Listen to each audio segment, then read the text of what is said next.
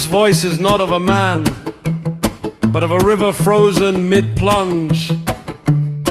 The splintering of a standard thrust into stone.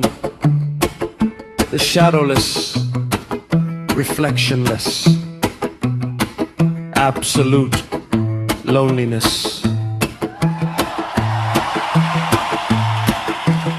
They speak of my love as if it were a feeling. It was not a feeling, it was a fortress. She was the one flag no wind dared touch. The single courtyard where I took off the armor of my name and was simply a man who knew the scent of her hair. Her neck was not for teeth, but for my breath. A place to rest, a forehead slick with the sweat of ruling a kingdom of wolves. Her laughter was the only sound that did not carry the echo of a dying man's rattle. In her presence, the arithmetic of survival, the tally of heads on pikes, the calculus of betrayal ceased. She was the armistice in my endless war. Love is for poets who have never held a line against the dark. What I built for her was a sanctuary of silence.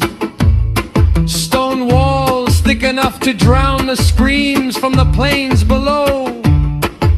Gardens where flowers grew unaware of the blood that fertilized the distant fields.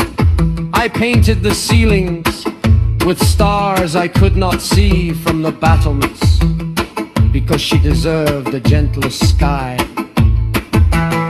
They say she died by her own hand. They are wrong. She died by understanding. She walked the outer wall at dusk.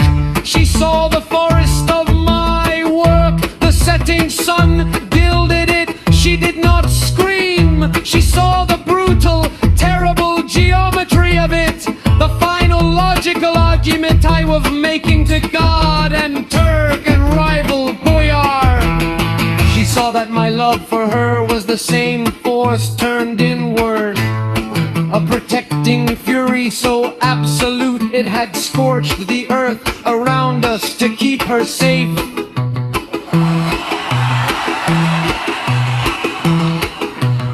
Her choice was not despair, it was secession. She would not live within the love that required such a mote of agony. She would not be the single rose in a field of thorns I had cultivated, so she chose the stones of the courtyard over my arms. She chose a final, swift communion with the earth over an eternity as the treasure in my trophy hall. I did not turn her, I could not. To make her like me would have been the ultimate cruelty. To chain her immortal soul to the engine of my damnation. To have her see with my eyes, thirst with my throat. It would have been to impale her spirit on the very same stake of endless purpose that is my spine. So I let her go. I, who have never yielded an inch of ground to any army, yielded her to God. I buried her in consecrated earth with every rite under a slab so heavy not even I could lift it. I gave her the peace I could never have, and that night I walked back onto the battlements. The screams from below were my new lullaby. The stars she loved were now just points of cold, tactical light.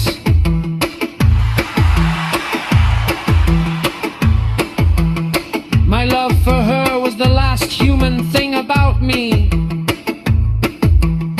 took it with her into the grave.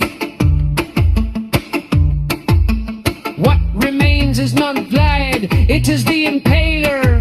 A title, a function, a sharpened lesson in the